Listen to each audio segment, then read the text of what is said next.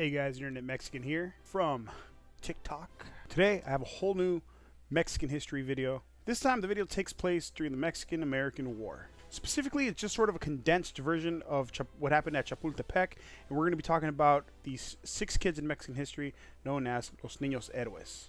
So anyway, let's get started. April 25th, 1846, the Mexican-American War. So at the start of the war, Mexico actually had a numerical advantage militarily over the American military. Mexico's military numbered around 82,000 troops, while the U.S. had about 73,000. Now, despite this numerical advantage, Mexico lacked adequate training, equipment, logistics, and suffered from really poor leadership. See, infighting and politics in Mexico's military leadership was very common, and it led to embarrassing failures. For instance, Mexican leadership would withhold reinforcements or supplies from each other simply because they or their respective leaders held different political affiliations. In fact, the lack of unity within the country was to the extent that only 7 of the 19 states that made up the country sent troops or resources to help in the war effort. Due to these shortfalls, Mexico was not able to mount an effective defense of its territory. As a result, the United States was able to reach Mexico City by 1847. And on September 8th of 1847, the battle for Mexico City would begin. Overlooking Mexico City is one of only 2 royal palaces in all of North America. The one relevant for this specific video is Chapultepec Castle that sits at the top of Chapultepec Hill. Throughout Mexico's history, the castle has served various purposes, such as an imperial residence, and in current times as Mexico's National Museum of History. But at the time of the Mexican-American War, Chapultepec Castle served as Mexico's military academy. And it also serves as the battlefield for the Battle of Chapultepec. So after routing Mexican forces at the Battle of Molino del Rey, U.S. forces led by General Winfield Scott moved to take Chapultepec Castle. Most of Scott's officers disagreed with this strategy, but ultimately it was decided that Chapultepec needed to be captured, as it was an important position for the Mexican defense of Mexico City. Not only did the castle overlook Mexico City, but its position, if captured by the Americans, would allow them to intercept any reinforcements sent to the capital by the Mexican government. For the Battle of Mexico City, the United States sent around 7,200 Army soldiers and 400 Marines. Out of all of these, only 2,000 units would serve in the battle for Chapultepec. And out of the 15,000 Mexicans defending the capital city, only 880 would be involved in this battle. Some of the Mexican forces that composed that 880 were actually kids, cadets from Mexico's military academy. And by kids, somewhere as young as 13, while others were already in their 18s and 19s. On September 12th, the Americans began their artillery barrage of Chapultepec Castle. The barrage was carried out until dark and restarted again at first light on September 13th. By 8 a.m., General Scott ordered the barrage to stop and ordered his infantry to attack the castle. Mexican forces managed to hold off the Americans for at least 2 hours before General Bravo, who was in charge of the castle's defenses, ordered the Mexican forces to retreat and regroup within Mexico City. Among the 880 Mexican forces defending the castle were cadets of Mexico's military academy. When General Bravo issued the order to retreat, 6 of these cadets, their ages ranging from 19 to 13, said no. Instead, these cadets chose to stay back and continue fighting. These were the cadets. Juan de la Barrera, born in Mexico City, he was the son of an army general. At the time of the battle, Juan was a lieutenant and died defending a gun battery at the entrance of the park. He was the oldest of the cadets at 19 years old. He was also a member of the school's faculty, working as a volunteer teacher in engineering. Juan Escutia, born in Tepic, Nayarit. Nayarit is actually the state that I'm from. He is said to have joined the academy as a cadet a mere 5 days prior to the battle at Chapultepec. His records were lost, but he is said to have been a second lieutenant in the artillery company. Legend states that in order to keep the Mexican flag from falling into enemy hands, Juan Escutia wrapped himself in the flag and jumped from the top of the castle to his death. The reason I say legend, by the way, is because there's some historians out there who don't believe that it actually happened, that he wrapped himself to keep the Americans from capturing the flag and then jumped to his death. It does, however, make for a really good patriotic story.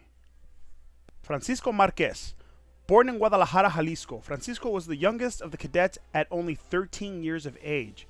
His body was found near that of Juan Escutia. Agustin Melgar. He was the son of a lieutenant colonel in the Mexican army. Unfortunately, though, he was also an orphan. He was left in the care of his older sister. He joined the military academy in 1846. During the Battle of Chapultepec, Agustin attempted to stop an American advance. He shot and killed an American soldier, but was seriously wounded himself. He took refuge in a room in the castle behind several mattresses, and he was found and placed on top of a table. He was later found dead next to the table the day after the battle. A statue was raised in his home state of Chihuahua in his honor in 2012. Fernando Montes de Oca. Not much is available about this cadet other than the fact that he joined the academy in 1847 and was killed in September of that year during the Battle of Chapultepec.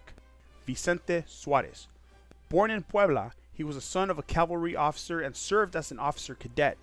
He was killed while at his post after ordering several American soldiers to stop. When the Americans would not stop their advance, he opened fire and engaged the others in hand-to-hand combat. After stabbing one of the Americans in the stomach, Vicente was ultimately killed by the Americans. Initially, the attackers hesitated when engaging Suarez due to his age, but ultimately killed him when he engaged them. And due to their sacrifice, these boys are now remembered in Mexican history as Los Niños Héroes, translated as the child heroes or the boy heroes. So ultimately, Mexico lost the battle for Chapultepec, the Battle of Mexico City, and ultimately the entire war. With this loss came the loss of over half of Mexico's territory, giving the United States the western expansion that they had lusted for generations. In 1881, former cadets of Mexico's military academy erected a memorial for the fallen martyrs at the foot of Chapultepec Hill. This small memorial served as one of the only memorials that the Niños Héroes would receive until 1952, when the Monumento a los Niños Héroes was inaugurated in their honor. In 1947, President Truman visited the memorial at the foot of Chapultepec Hill and placed a wreath. He stood there for a few moments in silence in honor of the fallen cadets. When asked why he visited the monument, Truman's response was, "Brave men don't belong to any one country. I respect bravery when I see it." And that is the story of how 6 cadets, 6 young men in Mexico's military service, decided, no, we're not going to retreat, and fought to the death in service of their country. I don't know about you, but that chokes me up. A little fun fact, although I don't know that I would call it fun. But if you didn't know, there's actually a lot of European immigrants, most of them Irish, that had deserted from the United States military and went over to fight and serve in the Mexican military. This was known as St. Patrick's Battalion. And after the Battle of Chapultepec, 30 of these men were executed. They were hanged, and their hanging was actually timed for the moment when the Mexican flag would be replaced from the top of Chapultepec Castle with the American flag. Once the American flag went up in plain view of the castle, those men were hanged. Anyway, that's just a little bit of Mexican history you may not have known about. I know there's a lot of people who'd never heard about Los Niños Héroes. There's a lot of people who had never heard about Squadron 201, which if you've never heard about Squadron 201 or Mexico's Expeditionary Force, when Mexico fought in World War II alongside the Allies, go check out that video. If you have any Mexican history you think other people may not have heard about that you might want me to cover, let me know in the comments. Let's go ahead. Let's spread our culture and our history, especially the reason that I make these videos is because, like I said, it's Mexican history a lot of people may not have heard about. When I post these videos on TikTok talking about that, I get a lot of people to say, well, I was raised in Mexico, and I have heard about these things, But this is more for people living in the United States, Chicanos, Mexican Americans living in this country who may not have been exposed to that part of their heritage. These videos are designed to basically teach you and give you that insight into a part of your heritage and your culture and your history that you may not have known about, that you may never have heard about, or may never have otherwise heard about. So if you enjoyed that, please give me a like. Let me know in the comments what you guys think about this story. Do you think it was foolish for them to keep fighting? Should they have regrouped back in Mexico City like their commander had told them to? Let me know what you guys think. Also, if you enjoyed this video and you know other people who might enjoy it as well, share it. I'm going to make more Mexican history videos, so if that's what you're into, don't forget to subscribe. This has been Internet Mexican. Don't forget to follow me on Instagram at Internet Mexican Show, on Twitter at Online Mexican, and on TikTok as Internet Mexican. Thank you guys for watching.